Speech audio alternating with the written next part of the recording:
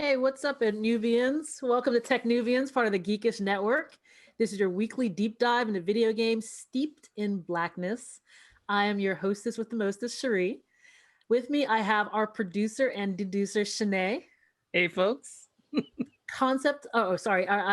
I have our usual host, Charles. What's up, everyone? And we have a special guest today, Trinidad Hermida, head of diversity and inclusion at Niantic. What's crack-a-lackin'? Trinidad, would you mind telling us a little bit about what you do? So I tend to say this in a very simple way. What I do is I go into organizations and I find ways that organizations can be more equitable with marginalized genders and ethnicities. And I believe that if we're more equitable with marginalized genders and ethnicities, everybody will reap from that benefit. Completely agree. All right, awesome. And we're going to talk a little bit more about that for our topic today. So let's just go ahead, though. Let me give a quick intro for techn00bians. For those of you who don't know, techn00bians is a weekly video game live stream and podcast hosted by Black technology industry professionals to discuss the what, when, where, and how you can get into this world of technology, particularly in the video game industry.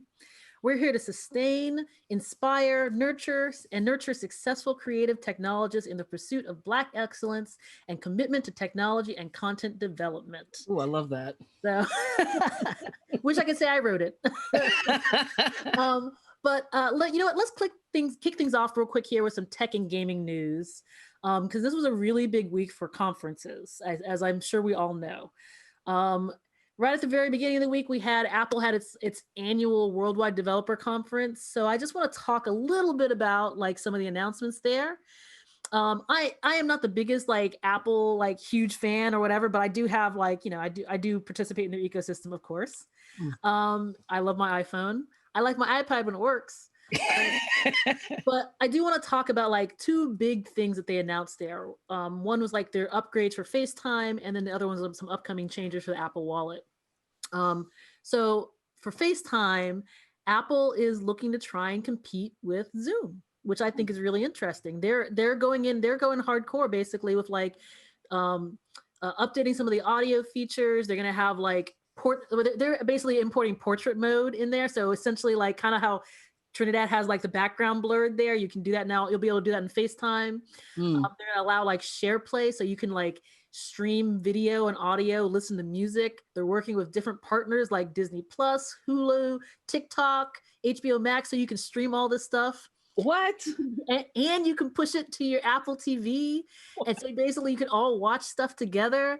I think it's kind of legit, and I'm actually kind of excited for that, and I really hope that it works for my iPhone 8. But I was kind of curious, what people were thinking about that, because I thought that was pretty big. One other quick thing I'll mention also is with the Apple Wallet, because they're really trying to make it more like an actual wallet, right? So, right now, Apple Wallet, you have pre-COVID times, you would have your movie passes in there. You have your plane passes, stuff like that. They want to also update it so that you can, for instance, check into a hotel on your phone and it will automatically put the keys for your hotel room into your Apple Wallet. Or they're working with the TSA so that some people will have a digital version of their driver's license there in your wallet that you can use when you go through the airport. So I really kind of am interested in how Apple's really innovating and thinking about these things. I want to see what other folks think about this. That all sounds really rad. I'm still stuck on the competing with Zoom. I don't know if I've ever had a FaceTime call successfully with more than 2 people. Right? And Zoom is I've been on Zooms with 100 people. Am I going to be able to get 100 tiny little faces on my iDevice? Is that going to work? I want it to work. I don't really think that's a thing there. I think they want intimate parties. They don't want to have the club. They want a small dinner party. Yeah, which is fair. I think that's interesting because it makes them a competitor for Zoom, but it's a competitor for Zoom with that sort of Apple sheen on it, right? They never directly compete with stuff. They're just well, let's find the thing that feels very Apple, right? And let's and let's put it in that in that headspace. I am also not the biggest Apple fan, but I am speaking to you from a MacBook. I got 2 iPhones over here. I have an iPad. I have an You're Apple an Apple TV. fan. Please. I'm You're in an the Apple fan. ecosystem, Yeah. like firmly Yeah. in the ecosystem. I'm not Yeah, the. that means you're a fan. If you have a MacBook, you're an Apple fan. Have you said, "Hey, let me get out of this ecosystem"? Have you ever said that? No, because you know why?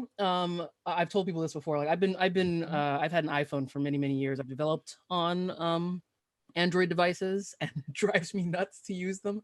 I'm not saying that Android devices. I have a preference for my iPhone only because I am very comfortable with how it's broken. I don't want to learn how a different phone is broken. So That's legit. That's legit. So I'm sticking with it because there's too much friction to change right now. Yeah. That's one thing. There's a couple of articles that went up live after this conference that says, why is Apple always late to the game with new features? Like, these are features that are shared in Android phones, depending on a variety of phones. And the one person said, because when you get on another phone, it has friction. And Apple wants to make it seamless and feel polished. And they make it for the simplest of person. It is like FaceTime, 8 people, right? You're watching something on your phone. You can throw it to the Apple TV. The 8 people are still on your phone talking to you as you're watching the thing on TV in spatial audio. Yeah. So it's spatialized audio from the screen, and your phone is spatialized. So all 8 people have a space around you in the room. That's something I want to try. The thing I think is interesting is you have to have the Apple headphones to make it work. Because when you describe it as like a Zoom competitor, that makes like, most of my Zooms, I have, obviously we have Zooms that are not work related, but most of my Zooms are work related. So I think, are they trying to make something that is a useful work technology, or is that not Apple's bag, right? Like they just saying like, we're making something that you're familiar with. We're all like, a lot of us are still quarantined. A lot of us are still staying at home more than we used to in previous years. Maybe they're looking at it not from the work thing where there'll be like a Zoom competitor exactly, but maybe they're like, hey, we're going to provide you something so that you're not in Zoom when you're at home, because Zoom feels like work and you don't want to work when you're on your few off hours, right? Like, let's give you something that allows you to connect with people, but doesn't feel like work, which I'm kind of down. One of their pillars is iLife. They took that name away from the suite of software they offer when you buy your computer. They used to not give you productivity software. Well, they still don't give you productivity software. You got to download it. It's free, but you got to download it. What comes on your Mac? iMovie. Trinidad, what device do you use? Are you an Apple head? Is that the term? I don't even know what the term is. Mac head, I think, right? Mac head? I don't know. What do we call? I've been known in the past to not date people with Android devices. That green bubble kills you. Green bubble. If I see a green bubble, I'm sorry, not today. Deal breaker. Not today. I remember back. I'm so triggered. This was like maybe like 7 years ago, 8 years ago. I don't know, like way back when. But like I was the one with the sidekick. I love sidekicks until I switched to the Apple. So it was like sidekick, then Apple. And I remember I was dating this guy and I was like, yo, do you need me to we need to get you upgraded, right? Like, so it was like literally like now we're still friends to this day, but like now he's like has the Apple Watch, he has the Apple phone, like he's all Apples out, and I'm just like, and I could actually attest to being that person, but it's like the power of influence, right? Like it is. I'll be honest, I got pulled into the Apple ecosystem when I worked at Microsoft. So, I mean, it's powerful. Like the fact that these devices all work together seamlessly, and they're beautiful. I love UI UX. Like I'm a big nerd on that stuff. And I'm like, the fact that when Apple gave me folders, I was like, oh my God, folders. And then I thought, wait a second, my computer science degree is really upset with me right now. Yes. And when they let you put more than 9 items in those folders. Now you can by the way, I will mention that Android users will get some love also, because they're going to allow you to have FaceTime links that you can generate so that people who are on desktop and Android can join FaceTime calls. Look, that's actually hot. That's hot because even though I'm still not inviting them to the party yet. Unless green bubble, it'll show up in a green bubble when they respond to you. I'll be a mess. But yeah, no, I thought that was pretty interesting. Let's hop on actually to the other big conference that's happening right now. It Frankly, Shanae, you want to tell us about that a little bit? There's a big conference going on right now. You guys may have heard of it. It's called, what's that name? The Electronic and Entertainment Expo. E3 is going on right now, like literally right now.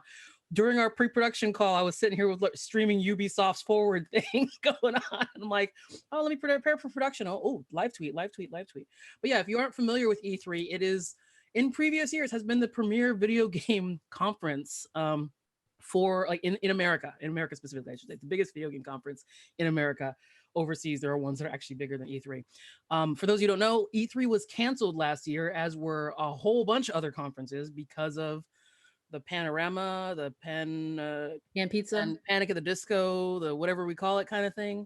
You know, that is still going on, but they're coming back this year with an all digital show. So that means they've got, I don't actually even know what it consists of. I'll be honest. Like but it's supposed to be cool. It's supposed to be huge. Their website is down right now, or at least it was down while I was trying to get on it. But they're doing a whole bunch of stuff. There's already, like, in case you're behind, if you haven't gotten to E3, you're already behind because they've already kind of started it. Because if you guys are familiar with E3 in previous years, you had the on-site thing down at LA, which was always 97 degrees. So it was hot and sweaty and you were tired and just surrounded with like literally thousands of people. But there were always events that were running alongside it that weren't technically part of E3, but like devs and publishers like putting up their own stuff and using the sort of like everyone's attention is pointed at this to get your eyes on it. So they've already had Day of the Devs. They've already had, I think, Summer Game Fest. Ubisoft is literally going on right now, or maybe it just ended. And I'm really curious if there was any Beyond Good and Evil 2 news. Don't spoil it for me, but I'll look. But yeah, head on over to the site, see if you can get in. And if you can't, do what we usually do, which is head to Kotaku or Polygon or something.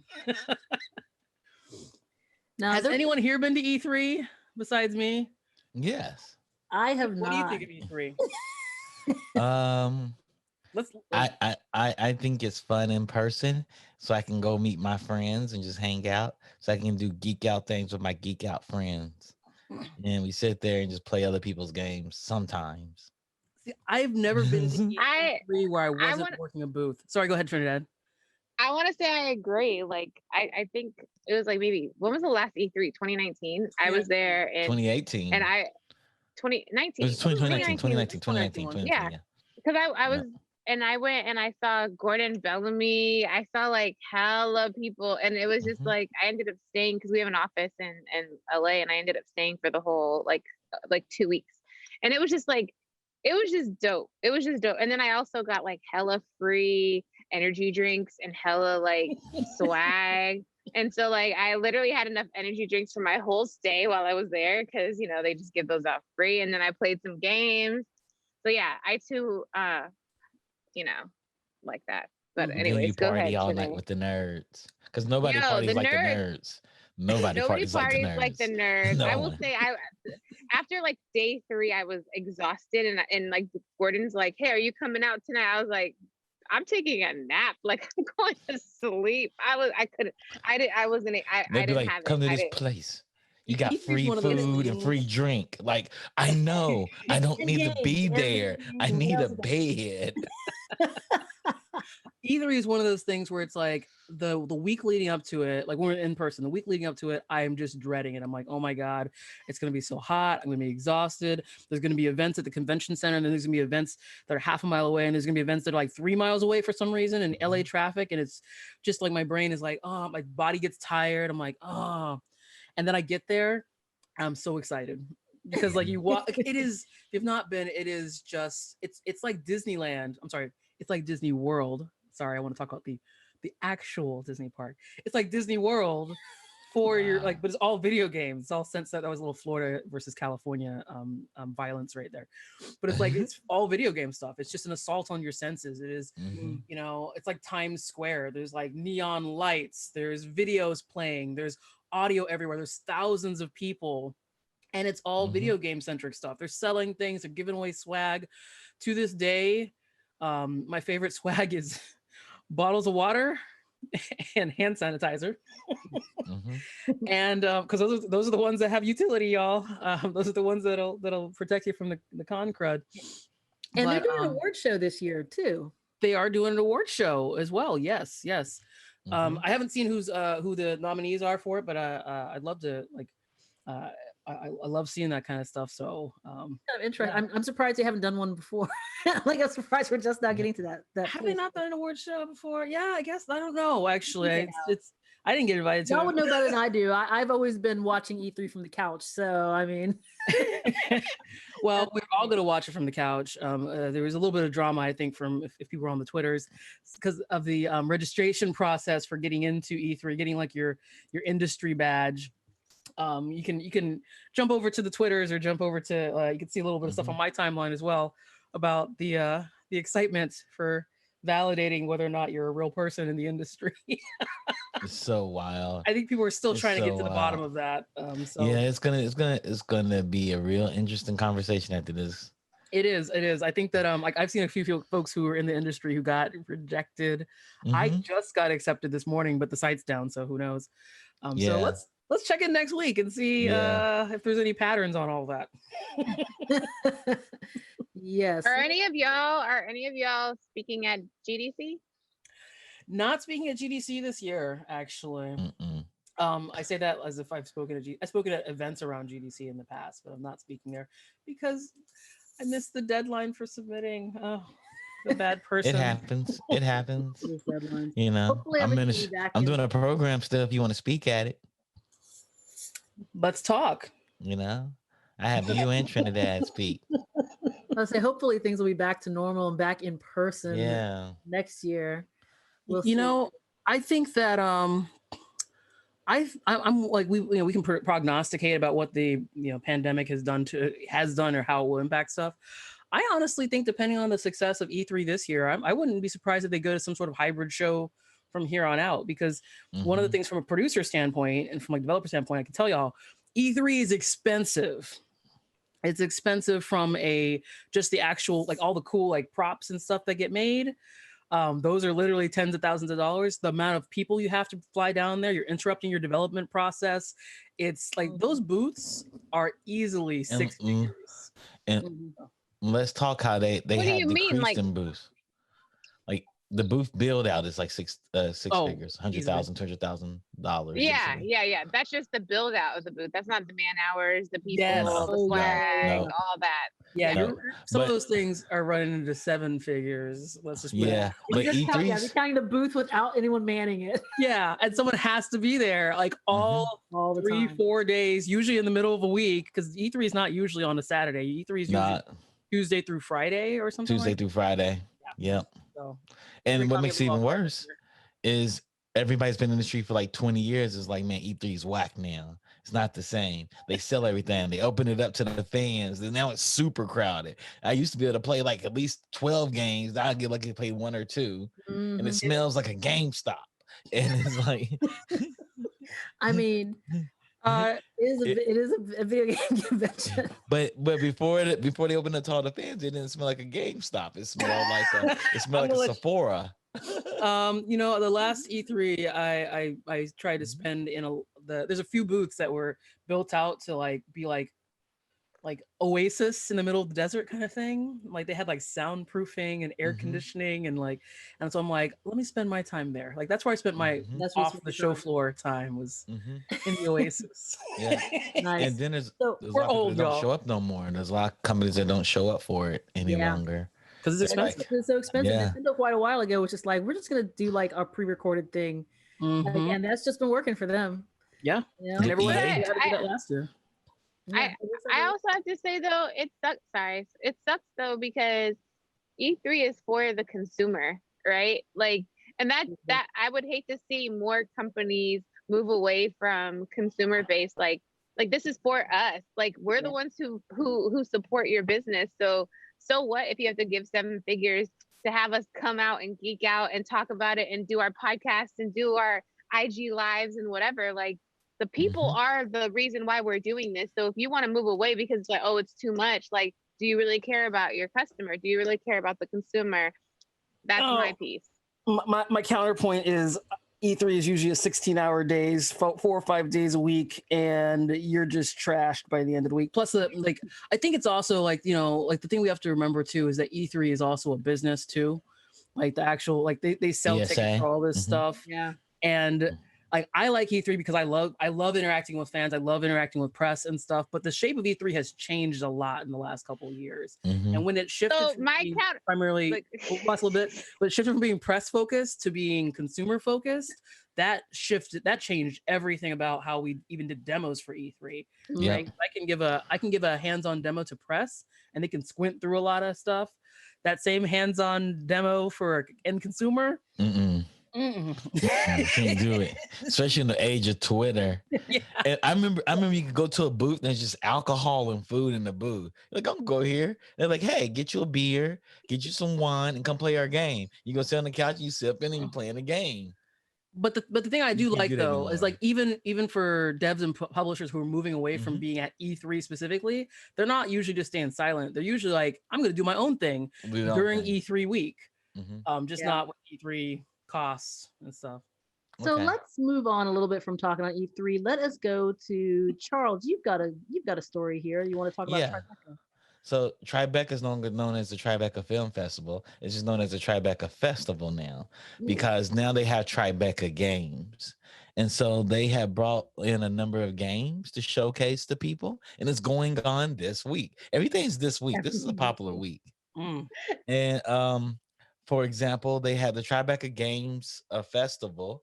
The advisory board is made of John Favreau, Hideo Kojima, Nia DaCosta, Jeff Keighley, Sam Lake, Kiki Wolfkill, and they have a bunch of other people that are on this committee that pick a bunch of independent games. The focus is independent games and unique games that tell really good stories. One of those that made a ripple was when the Xbox One Series 1 was launching at the presser. They showed a game called Sable, and it was going to be an Xbox exclusive. Well, Tribeca Games has it online right now, and if you're watching, you can go play it. You can sign up for times, so people can sign up for times, and they give you an hour demo to go play the games. There's been a bunch of good games they brought out into this festival. One that stood out to me was Kenna, the Bridge of Spirits, which is about the native girl that actually heals wildlife in an environment. There's a point and click adventure game called Norcos, which is about the suburbs in the industrial swamps of Louisiana. And that sounds interesting. Harold Halibut is one that really sticks out to me. So they built these dioramas, and they filmed actual models for stop motion, and they added digital art on top of it. So you're playing like a Laikai type of game. It's really interesting. It's really interesting. Go ahead. I'm sorry. Sorry. Go ahead. No. I'm just going over the games. There's a bunch of games. There's tons of games here, and they all are very interesting. And these are games that normally would probably get brushed over at E3 unless they brought it on the big presentation floor. So Tribeca is providing the space for them. Yeah, I find that it's really interesting to me when you talk about like this, them bring like the stop animation like game and stuff like that, because it really kind of seemed like they're trying to find that intersection of like film and like gaming. And I know we've had that conversation that keeps coming back up every now and then, where people are like, games should be art, or games art, or whatever. And like, it's interesting because now you've got like this partnership actually with like, a film festival where they've got the section that is specifically about games, and they're trying to really highlight a lot of the unique properties that, like you said, might have otherwise probably flown under the radar or really not gotten a whole lot of press. So I think, maybe this can help, at least for the folks who are advocating for saying, yeah, games are art on that side. Maybe this can kind of like help bolster that argument. No, I think we made it. We're art now, guys. Finally. I mean, like everything before today, like did Tribeca kick off today? What was it? They kicked off on Monday. They actually kicked off everything on before Monday was trash. It was not art. But now, y'all, we're officially art. That's so funny. Get ready. We're now artists, Chuck. Yeah.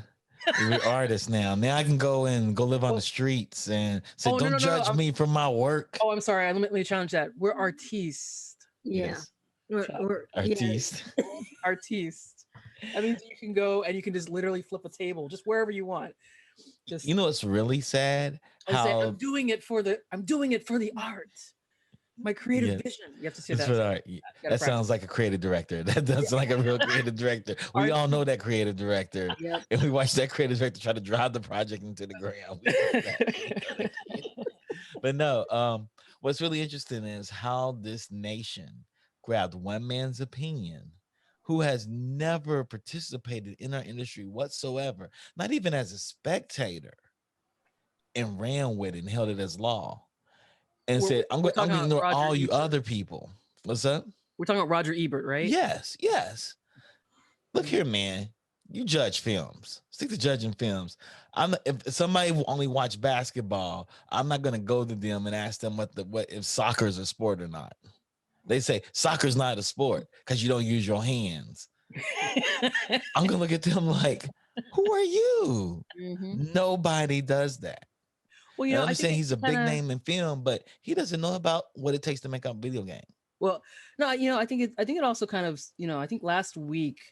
Was it last week? Maybe it was on no, I think it was on a panel I did recently. We talked a bit about the game industry, like the sort of collective life of the game industry. And we're still very young. Mm-hmm. We're still a really young industry. And it sort of speaks to that, not only that, there's Ebert back when he was still alive. Was talking about this stuff, but the fact that we cared, like it was like we're like that was just like quintessential. Like, man, the game industry is like still in its like adolescence. That we cared that much about an opinion of somebody who didn't actually have like the expertise to be able to evaluate what a game genre was. So it could have been, the argument could have been made like that guy doesn't know what he's talking about. Next, but we latched onto that too, and we've been fighting this battle for. This unnecessary battle for decades. I never thought we're really art, guys. One of his reasons was like books are art because they have a story. Art's art because it has pictures in it. It evokes emotion, which invalidates a lot of our actual. And it's like what you sound. Somebody to sell like an invisible. It was like an invisible like portrait or something for $18,000 last week. Like. It's like his definition of art invalidates a lot of traditional art. Yeah. Yes. It does. Art have to have a story. Well, then sorry. What's the type of art where it's just like splotches and stuff like that? I mean, sorry, all of abstract or like them or whatever. Yeah. Like there's how about the art with the painting elephant? We'll see. How about the banana that was duct taped to a wall? I mean, there's a million different things. How about anything Banksy makes? Yes, yeah. Or I know a monk who puts a canvas in one tree and brushes on branches in another tree and lets them paint. Yeah. Sells them for hundreds of thousands of dollars. I met this guy. He figured it out in Hawaii by the breeze, and that's how he paints. Now he's a rich monk. Really peaceful, actually. Yeah, he lets nature be. Awesome. I was like, if I could duct tape canvas on one tree and duct tape canvas on another tree and let it paint, I should have done that. That's brilliant. Trinidad, how close are those palm trees behind you? You can test this for us. This sounds lovely. Oh man. There you go. Look at that. See how close. Can you see them? Yes. Yeah. Oh. Yeah, they're right there. Nice. Enough about Tribeca. I'm where Trinidad's at. I'm really hurt right now. Well, you know what?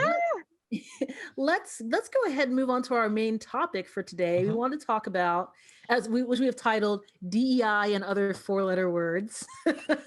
So we've got Trinidad on here, and she's the head, as I mentioned, head of diversity and inclusion at Niantic. So Trinidad, you have a lot of experience in this. I think actually anyone who is a Black or a person of color in tech is going to have some kind of experience somewhere in this. But you're directly responsible for for kind of, as you mentioned, like planning the strategy for your company. So maybe we can kind of kick this off to just talk a little bit about like I just want to throw this out here. Like, what is DEI? Why do we feel like it's important? Maybe we just start off the conversation here. Oh, I mean, well, I don't even know where to begin. What is DEI? I mean, besides an act of trying to be more inclusive, more aware, more intentional about that equity gap that is so easily overlooked in all spaces. It's a systemic. It's been, and it's almost like a vision of trying to reverse 400 years of systemic racism, which is not. Yeah. It's like trying to boil the ocean, but there is a lot of things that we can implement, empower, give thoughts to, raise awareness around, that could get us closer to boiling the ocean.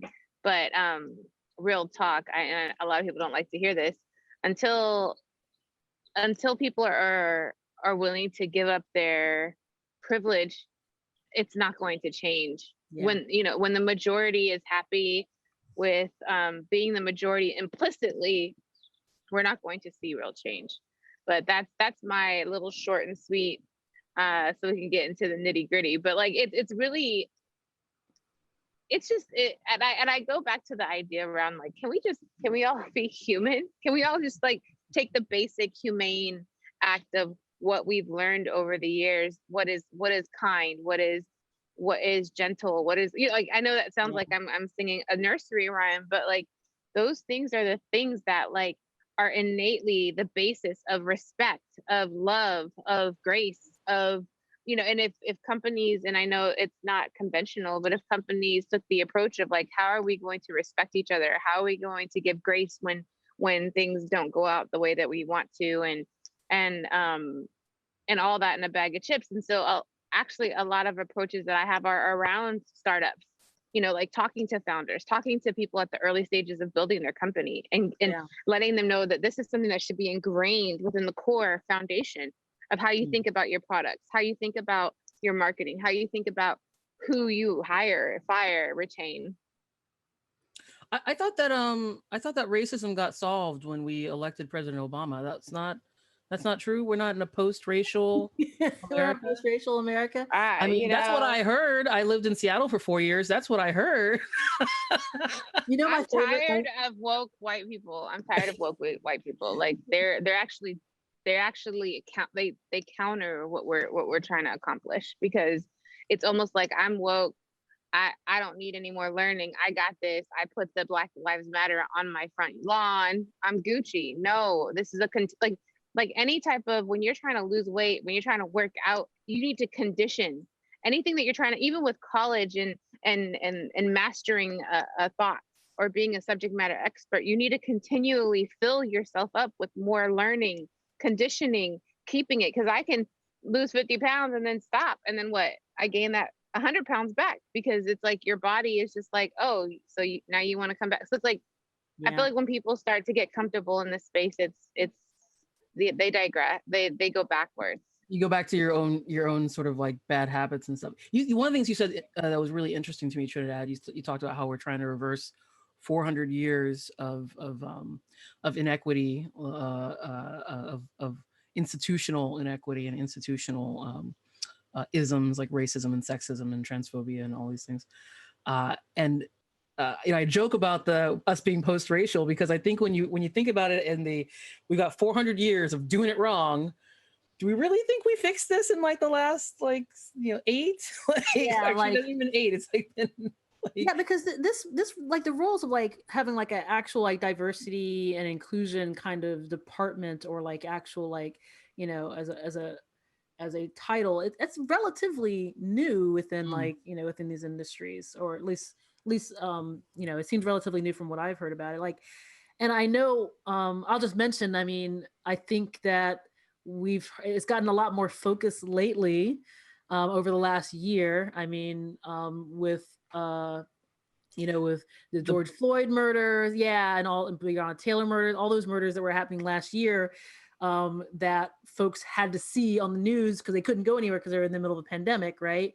So it seems like a lot of companies have tried to at least respond to it. But how do we make sure that companies, how do companies make sure, I should rather say, that what they're doing is like not just performative? How do they get out of that space and actually do something that's going to be meaningful? Well, I think one, of course, here comes the train.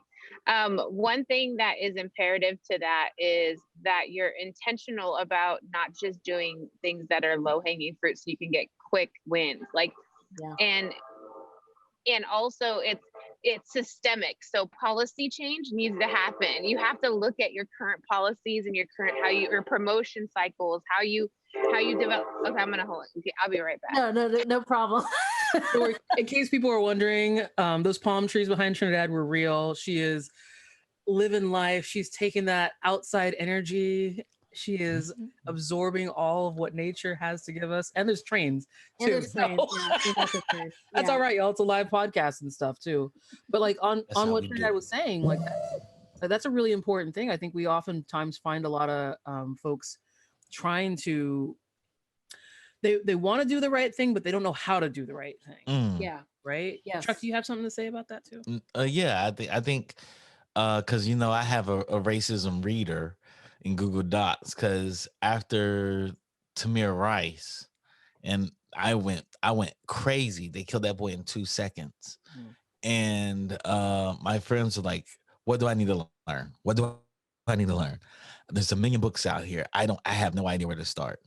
And so I was like, here's a whole reader with videos and everything. I made one list. And I just send out links. I link out to everybody. Go through this links. When you have questions, come hit me up. I'll be honest, I did the same thing like after George Floyd. I had so many folks hitting me up, a lot of my white friends hitting me up, like, what can I do? And like, to be totally honest, like I was in that place too, where I was just kind of like Black people don't have the solution for solving racism. No. It's not our issue. Yeah. It's their issue. We're just the victims of it. Yeah. So, I mean, part of me was a little frustrated because I'm like, I don't have the magic answer. If I did, I guarantee you I wouldn't have waited for this to deploy it. But the other part of me is like, okay, I guess I'm glad that people are actually trying to now see what to do. Yep. Like they're actually asking questions, but maybe they're just asking, they're still putting the burden, I think, on us, like on Black folks and on other marginalized groups to like try and tell them how to solve it. So, I guess that's the other piece of it. Like why? I mean, I'm involved with I've been involved with DEI initiatives at all the companies that I've been a part of, and it always seems like the burden is shouldered by Black folks, brown folks, and whoever's people who are coming from marginalized groups. Why is that? Yeah. Why do folks think that is? That's because they don't want to be responsible. It's like, I'm trying to shed all the responsibility. That's what I'm assuming. Trinidad probably has a way better answer than I do, and it's probably crafted better. So Trinidad, go on and speak on it, because I'm pretty sure you have it together. I'm about to fly off the chain. I mean, no, I as you should be, and I don't think that your answer is all the way incorrect, just to be honest. I do think that there is a level of naivety. And so when you're naive to something and you don't have, like you said, you just created a reader for all your friends, right? Like when you're always given the answers and you don't have to learn on your own or seek out do the work, it's almost like my old school parents are like, no, I want you to do these things so that it's ingrained in you and you're not just leaning on me to do them for you. And so getting the background music is hilarious. You should be getting it. We got Too Short in the background. Anyways, so literally though, I do think that the subject matter experts are people of color. Right? Like we, if anybody knows what we've been through, it's us. Yeah. And so it's almost like, it's like, dang, do I really want a white woman leading DEI efforts at my company? Do I really think that she can be a true advocate? And there are some white women out there who've done the work, who I would literally say I would work with, like I would work under, but there's not as many as I would like. And so a lot of times Black and brown folk are like, yo, I'll take the charge. If you know, it's like almost like the grandma in the kitchen who's like, dang, I tried to teach you how to make this sweet potato pie, but nah, scoot over, you're gonna ruin it, you know. And like, let me give you all the great. So it's like, I do think though we do have to do a better job of giving the resources to these folks who are running these programs to build teams that are capable of actually impacting the cultures of these companies. And so I'm going back to, it's not one person's job. It's not even two people's job. It's everybody's job. It's a village. And so a lot of times companies will hire one person and be like, oh, we did our job. Okay, we're cool. We're cutting edge. But if you look at some of the other companies that are actually making moves, like it's embedded within the organization, and it's like it's a whole they chief diversity officers sit at the table with executives, and they can talk about what's going on in the products, with marketing, with inclusion, with the people, with for diversity, equity, inclusion to continually be like layered underneath HR, I think is a systemic crack, in my opinion. I completely agree with all that stuff that Trinidad was saying. Like, so many places they think of like, here's our core business, and then here's diversity, equity, inclusion, and maybe we'll tack on belonging on there. It's over here. It doesn't interface with our core business. In fact, when it comes down to our core business versus diversity, equity, inclusion, core business always wins out. So it's like, well, okay, well then if this is your priority, then what you're telling me is this is not a priority. And so you're never going to solve that problem if you don't put your money behind it. I always used to say, like, so many companies, you know, what is that famous line? Show me your budget and I'll show you what you care about.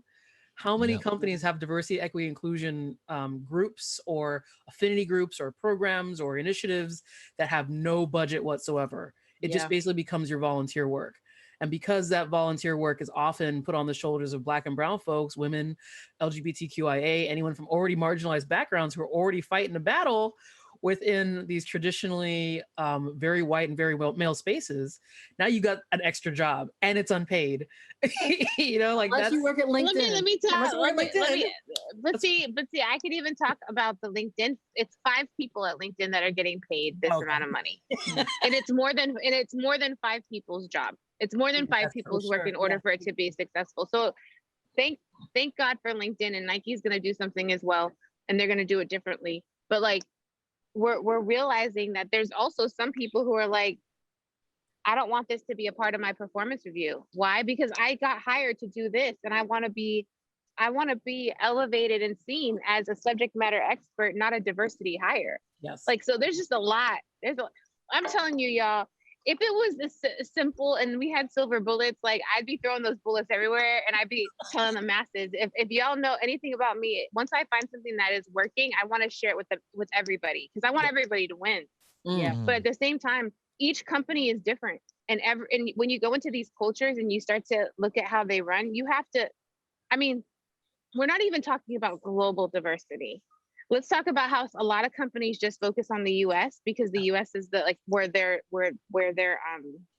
headquarters are at, but they're not focusing on how do we include Japan? How do we include countries like Armenia? How do we include countries like Switzerland and Germany? Right, where in Germany, hello, we have the history of that. Like, you're not going to track data in Germany, like not required data. If people want to share their information, they can, but like systemically, there's issues there for people who had to like intentionally say who they were, and they were discriminated, killed for it. So it's like, there's just layers to this, and I think it's anybody who's doing this work. I just want to tell you, I pray for you daily, and I know that anybody that does this work, I'm telling y'all right now, could be a CEO of a company, because we're thinking about every aspect of the business. We're not just thinking about we're thinking about ways to ingrain this in systems to help impact not only the bottom line, but the main piece is people. Our people are our biggest asset. And when companies fall away from that, that's when you start to see a lot of the other issues that are popping up. Yeah, absolutely. Yeah, and that's what exactly what we're talking about when we're saying we're asking, like, getting out of the whole like performative DEI and actually doing things that are meaningful, because I mean, we all saw like the white text on black backgrounds, every message that every company put out. I like Uncle Ben's rice is gone now, and like Aunt Jemima's changed its name to something Mill, I can't remember. Like there are all these kind of like things that happen, but like Nobody asked for them. yeah, there was I mean, or we. I mean, I'll take them, but nobody asked for them. Yeah. Yeah, we want tangibles. Yeah. Like, give us some tangibles. We just elected a whole administration that threw everything in the kitchen sink for us to get secure our votes. And I'm like, why are we still waiting? Yeah. Why are we the group that has to still wait? We've been waiting 400 years. I think the other thing that you mentioned, Trinidad, that was sort of interesting too, and I put in my head, it's like, we talk about non-racism and anti-racism, right? Non-racism is very passive. It's like, oh yeah, I'm a good person and I believe everyone is are good people and they're equal and cool, so I don't have to do anything. And it's like, well, okay, that's supporting of a status quo, and our status quo is currently not equal. So you choose not to do anything, you're choosing not to do anything. You're accepting that we are. Anti-racism is about actually pushing back against racist systems and trying to you have to make equity happen. We're not at equity right now, so you can't just do nothing and assume that we'll always the moral arc of the universe bends towards justice. Like, no, that mess has to get bent towards justice. Trust. It has to get we're all pushing against it. Yeah. But there's so many folks who, especially when they're at the beginning of their journey, as I refer to it, at the beginning of their sort of like learning process, they think that this is a trap. They think it's like a thing that like Black people were just like waiting to be like, aha, you said this thing wrong, now let me tell you why you're racist. It's like, no, it's not about that at all. Like, this stuff is complicated. Like Trinidad and Cherie and Chuck, everyone, we all be talking about this because it is really complicated, not just for white people, not just for men, not just for folks who are not from less marginalized or non-marginalized groups, but for us too. Yeah. The reason why I talk about this so much is because it helps me understand my own experiences and interpret like what I've experienced through a long career in this industry and an even longer time being a Black woman living in this country. But it's also because I learned new ways to understand identity and new ways to talk with people about identity, because I think that's also really important too. Like, the language changes and the techniques change, and it just lets you get more tools in your toolkit. Yeah. Basically, there are some folks I can have a conversation with and be like, hey, all right, what you said, let me tell you why what you said was like why you framed that incorrectly. Like, let me tell you why, like, what you said was hurtful. And there's some folks that can just be like, yo, that crap you just said was messed up. And like, you need to go back and like, take a look at yourself. Like, there's different ways in which you approach different people in order to make sure that, but we're all trying to reach the same sort of destination, right? Yeah. Yeah, absolutely. I mean, and that's the thing that I think people who kind of like, get into this space, you have to kind of be open to accepting that criticism, because nobody's ever going to say like just because you're in this space doesn't mean you have all the answers. Number one, it doesn't say you're going to say everything right. I mean, because like, yes, we're all going to mess up. Yeah, we all have our specific identities and stuff like that. But anytime you're speaking about a group, that is not your identity, you're going to make some kind of mistake somewhere in there. And I think that's why a lot of times, like, there might be companies who are resistant to like creating like these kind of like groups or like, creating these kind of spaces, because they're afraid of saying the wrong thing and seeing how that will impact them negatively. But, the alternative is never saying anything at all. And like you said, that you fall into the non-racism space where we just remain the same. Everything is, status quo. And but what I hear a lot of people say is like, I hear a lot of people who go back and say, hey, I remember the good old days in like, the 60s and the 70s and the 80s. Everyone would have been offended by everything. What do you guys say to that? That's a trigger to me. You want to talk about triggers? I mean, yeah, that's just, it's because back then we didn't have the media outlets that we had. Back then, everything was segregated. Back then, like, there's just, we haven't been in this game long enough to say, I remember when things were better when, like, no, not at all. one thing that I love about history is history. I love and I hate about it is history repeats itself. And Yes. every generation has an opportunity to actually be a voice and do something to change history. And it's up to us in this generation if we want to be those people who have the voice, or if we just want to live our lives and hope that, we don't randomly get, I'm not gonna, I don't know if I want to go there, but randomly something happens to us that then makes us a part of the actual story, which Yeah. then we actually have to do something, and it's like, oh, well, it doesn't affect me, I live in the suburbs, or, oh, it doesn't affect me, I live in Atlanta, or it doesn't affect me, like all those different types of things. No, it will continually affect you if you don't make choices at the local level and be a voice. And so I will be very 100% honest. Like, I wasn't really into like going to city council meetings or anything like that until I moved to Boston. And in Boston, like, and Ayanna Presley was our city councilman in our district. And like, she lived in the same building as me. And like, I was just like, yeah, I became a part of the community. I was like, yo, this is my community, but that wasn't until I was like in my 20s. And I realized, but nobody taught me that, right? Nobody taught me like, you need to go and you need to be an active member of your community. I just took from the community. I took from the community because that's what we've all been taught to do, is just take. Yeah. We haven't been taught to, unless you're a part of some organizations or you were part of the Boys and Girls Club or whatever, but we were never taught to like really give back and volunteer and find ways to clean up our communities and find ways to build it up. So, that was my story. Yeah. And that's what I learned from being in Boston. As much as people talk trash about Boston, I love Boston because it was one of those moments in my life that I learned how to be an active community member. And I also learned how to have allies that didn't look like me from other communities, like Irish, Caribbean, white, and we came together because we all lived in these communities. So Trinidad, you're gonna get us an interview with Ayanna Presley, right? I think that's what I also heard. That's what I heard. For that.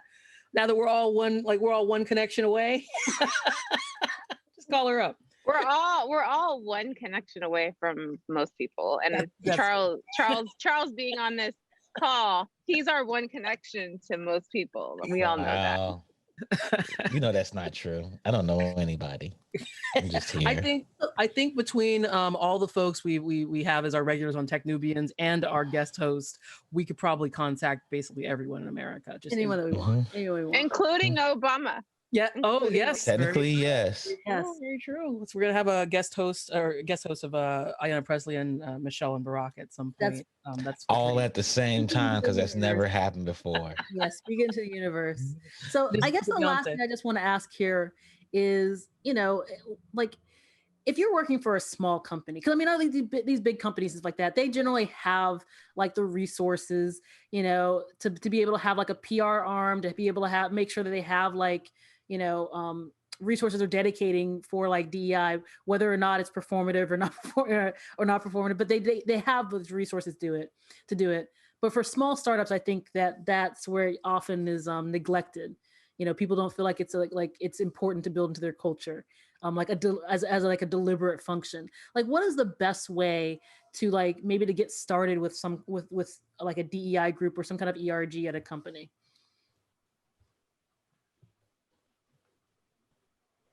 I think it starts with the leadership, to be honest. Like, I know all of my answers seem pretty simple because to start anything, it's usually just having people who are willing and open to have the conversations, and also be accountable teams that are balanced. So like, if I'm starting a startup, like even now, like when I think of ideas, I'm like, yo, if I was going to have my own company, I know who I would have all, like be in my boardroom. And it's mostly people who look like me, who I'm excited about because I work with them. But I'm also someone who I see the value in having a balanced team. So I have people who I've worked with in the past who I'm like, yo, I want you if I ever start a company. I want you. And it's like, and I look at it and I'm proud to say today that would be a very diverse group of people. Right. But when someone from in Silicon Valley, is like, yeah, I'm going to start a company, and they think of all their bros, like they don't have a diverse network. And so it's as simple as even going on to LinkedIn and saying, you know what, as a CEO, as a founder, I'm going to build my network. Anybody who's a CEO or founder who's listening to this, you could start with us. Start with like becoming our friends on LinkedIn, and then go into our friend groups and look at people who are in the field that you are and start to build a network there, because I think our friend groups are very diverse.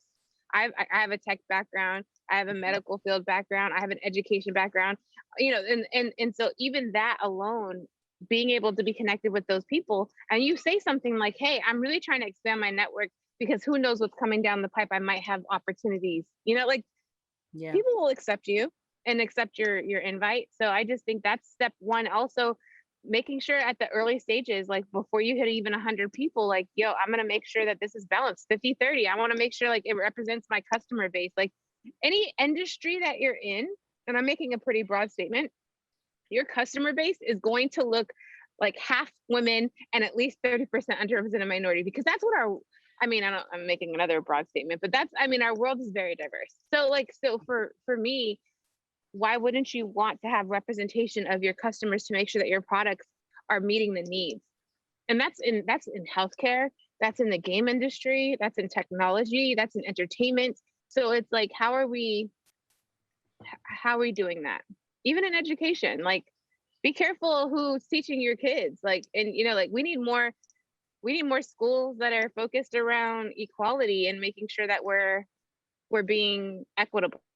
Yeah, absolutely. Especially since, right now in the news, we keep hearing about all these states which are banning the teaching of like critical race theory and everything like that. And it's just, we need to make sure that people actually are understanding and that we have like diversity in all of these different facets of our institutions.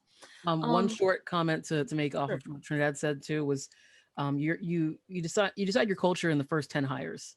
So what you see from a lot of companies right now is they're way past 10 hires and they're not building their culture. They're trying to rebuild their culture. Sometimes that culture is decades already established and ingrained. Mhm. So think about if that's the fight that you want to have like 20 years from now, or do you want to think about diversity as a horizontal thing that impacts the actual business and the hiring and the staffing of folks? Yeah, it's so true. Like so many places like to look at it as like an initiative that's going to have like an end. It's like, oh, Has no end, y'all. Diversity, we're good. Mhm. No longer we don't have to do anything else. So absolutely, like fabulous conversation. Thank you, Trinidad, for joining us today and giving us all of your knowledge. We're gonna have to have you back on here. I love having you. Love talking with folks about this, and this is fabulous. So I think we are basically at the end here. I'm just going to ask really quickly, Trinidad, what are you playing right now? What? I'm a Beat Saber or die person. I literally have my Oculus in my back in the trunk of my car. Let me not say that too loud. I'm in Oakland. I'm just joking. No, if I just told you the amount of times my car's been broken into here. But anyways, I like leave the windows down now. I just like here.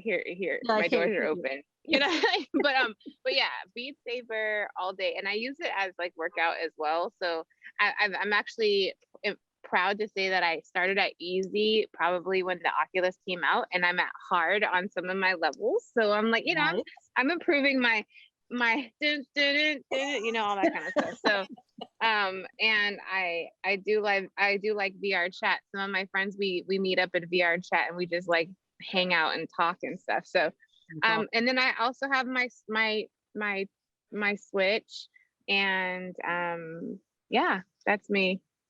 Awesome. All right, great. I just wanted to like just check in and be like, let me see what Trinidad is playing before we drop off here. Well, everyone, thank you so much for the conversation. This has been fabulous. We're at the end of the show for this week. I do want to give a shout out to Digital Click for doing all the creative that they provide for each and every show for us. If you want to learn more about Technubians, please hit up our website. That's technubians, techn00bians.com. Follow us here on Twitch. And if you like our vibe and want to learn more about game development and everything geek, please consider subscribing to the Geekish Network. Also follow us on our socials, and we're on all major platforms. And check out the schedule for all the shows that we have on the Geekish Network here on our Twitch page. Tonight we'll have Pod Squadron. Tomorrow, I believe we have Nerdtastic. So make sure you subscribe and check out the other shows. As a quick note, we're going to be off next week to celebrate Juneteenth, so we will all see you in 2 weeks. Everyone, thank you so much and have a fabulous rest of your day.